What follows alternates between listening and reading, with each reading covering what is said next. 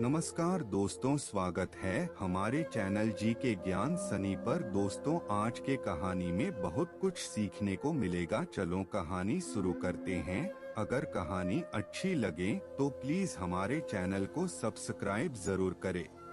एक बार की बात है कि एक शिष्य अपने गुरु का बहुत आदर सम्मान किया करता था। गुरु भी अपने इस शिष्य से बहुत स्नेह करते थे, लेकिन वह शिष्य अपने अध्ययन के प्रति आलसी और स्वभाव से दीर्घसूत्री था। सदा स्वाध्याय से दूर भागने की कोशिश करता तथा आज के काम को कल के लिए छोड़ दिया करता था। अब गुरुजी कुछ चिंतित रहने लगे कि कहीं उनका यह शिष्य जीवन संग्राम में पराजित न हो जाए। आलस्य में व्यक्ति को अकर्मण्य बनाने की पूरी सामर्थ्य होती है। ऐसा व्यक्ति बिना परिश्रम के ही फलोपभोग की कामना करता है।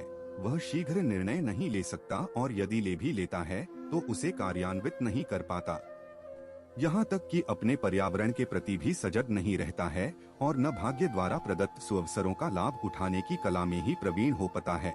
उन्होंने मन ही मन अपने शिष्य के कल्याण के लिए एक योजना बना ली। एक दिन एक काले पत्थर का एक टुकड़ा उसके हाथ में देते हुए गुरुजी ने कहा, मैं तुम्हें यह जादुई पत्थर का टुकड़ा 2 दिन के लिए देकर कहीं दूसरे गांव जा रहा हूँ। जिस भी लोहे की वस्तु को तुम इससे स्पर्श करोगे वह स्वर्ण में परिवर्तित हो जाएगी, पर याद रहे कि दूसरे दिन सूर्यास्त के पश्चात मैं इसे तुमसे वापस ले लूंगा। शिष्य इस सुअवसर को पाकर बड़ा प्रसन्न हुआ, लेकिन आलसी होने के कारण उसने अपना पहला दिन यह कल्पना करते करते बिता दिया कि जब उसके पास बहुत सारा स्वर्ण होगा तब वह कितना प्रसन्न, सुखी, समृद्ध और संतुष्ट रहेगा। इतने नौकर चाकर होंगे कि उसे पानी पीने के लिए भी नहीं उठाना पड़ेगा।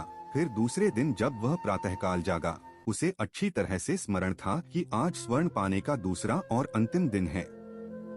उसने मन में पक्का विचार किया कि आज वह गुरुजी द्वारा दिए गए काले पत्थर का लाभ जरूर उठाएगा। उसने निश्चय किया कि वो बाजार से लोहे के बड़े बड़े सामान खरीद कर लाएगा और उन्हें स्वर्ण में परिवर्तित कर देगा।